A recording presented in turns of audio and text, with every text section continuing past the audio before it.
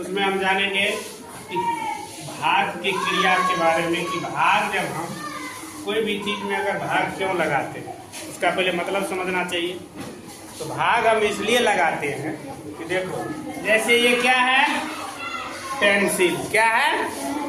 एक पेंसिल है। तो ये पूरा का पूरा पेंसिल है, तो इसको हम लिखते हैं 1 भाग। क्या लिखते हैं? फिर यदि उसी पेंसिल को हम 2 भाग में कर दिए, क्या कर दिए? 2 भाग कर दिए, तब हम इसको क्या लिखते हैं? 1/2 भाग। या तो हम उसको कह सकते हैं आधा भाग, कह सकते हैं आधा भाग, या लिखने में यदि हम लिखेंगे तो 1/2 भाग। उसके बाद में है तीसरा, इसी पेंसिल को हमने क्या किया? 1, 2, 3 भाग में डिवाइड किए। कितने में? 3 भाग में हमने डिवाइड कर दिए। तो अब हम इसको क्या लिख सकते हैं? 1/3, यानी एक तो जो पेंसिल था उस पेंसिल को कितने भाग में बांटा? 3 भाग में बांटा। तो उसको हम लिख सकते हैं 1/3 या 1/3 भाग। सुनते होगे तुम लोग, 1/3, 2/3, 4/3। आज इसके माध्यम से समझ भी लोगे। दूसरी चीज है 1/, एक ही चीज को हम कितने भाग में बांटे हैं? 1, 2, 3, 4, यानी कि 4 भाग में हम बांट दिए। तो अब हम इसको लिखे हैं 1/4।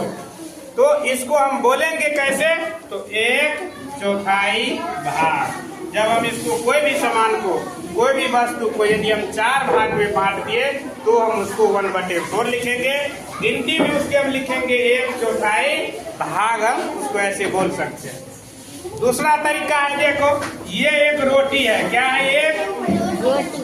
घर में भी खाते हो तुम लोग रोटी। ये मान के चलो एक रोटी है। इस रोटी को हमने क्या किया?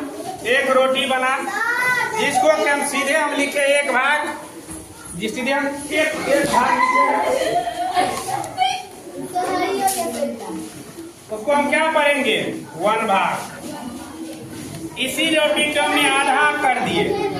जब हम आधा कर दिए तो कितना हो गया? 1/2, यानी कि आधा भाग।